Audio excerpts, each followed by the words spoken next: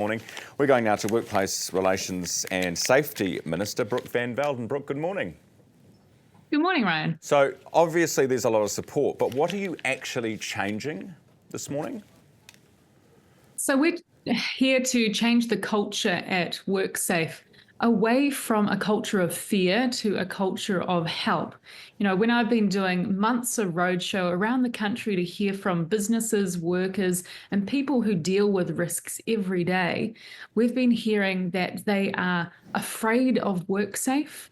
And WorkSafe has not been helpful when people have been reaching out to say, hey, I want to keep my workers safe. How do I do it and practically do it well? And they've just heard crickets or not good advice coming back, or it's been inconsistent. I think we want to see better focus on reducing those critical risks at work so we have fewer deaths, fewer serious injuries. But instead of WorkSafe coming in with prosecution and enforcement, we're asking WorkSafe to be more upfront with guidance. So take the prosecution and enforcement out of it then. I mean, that is their job under legislation. They're only doing their job, right? Oh, absolutely. And I just don't think that we've had those current settings right. We are still saying that there will be prosecutions for people who have been genuinely negligent and not keeping people safe. Right. So what settings are you changing? Sorry, say that again? What settings are you changing? I mean, saying to this organisation, which has for years been doing not what governments apparently have wanted it to do, you're coming in with a magic wand saying, change the culture, but what settings are you actually changing to ensure that that culture changes? Yes, so we're making changes to the Health and Safety at Work Act to focus businesses on those critical risks. And we're asking WorkSafe and changing the law for WorkSafe as well. So WorkSafe focuses more on those critical risks. What we've been hearing for months over those roadshow is that we've had too many businesses and workers focusing on ticking the boxes, filing the paperwork, making sure that if anybody comes to inspect, they have a paper trail of what they've tried to do, rather than actually focusing on whether or not the activities that are happening on the ground are going to reduce critical risk and reduce serious injury and death in a practical way.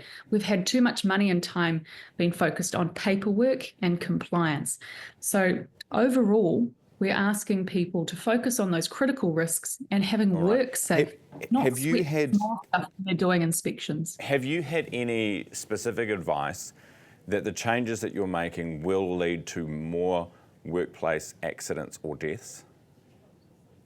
No, I believe the opposite. In fact, we're having people who are spending too much time, too much money, too much resource on making sure they have a paper trail, rather than on practical effects of whether or not their activities will reduce critical risk and injury. And I'll make it very clear, I want to see fewer people die and be injured at work, but we haven't had those settings right.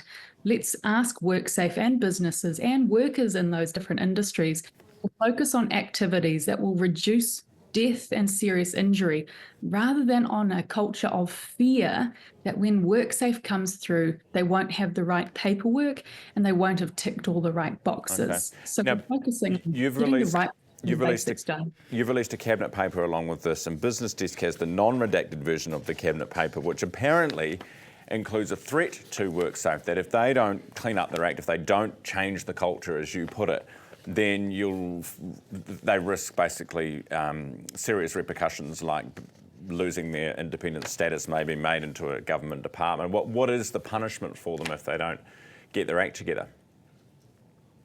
Look, I think everybody expects WorkSafe to be a regulator that works well. You know, over the last few years, we've seen WorkSafe go into a pretty serious deficit. They've now pulled themselves from that and are in a surplus again. But it's also true that there's not enough good information about where their activities are and whether or not they have been beneficial to date. So that's why I've suggested that unless we see a genuine change and we see more of that guidance focus, less focus on novel prosecutions, but on genuine help to businesses when they're asking for it, we could see further changes to WorkSafe. But I expect our regulator to be proportionate, clear, and provide guidance to people.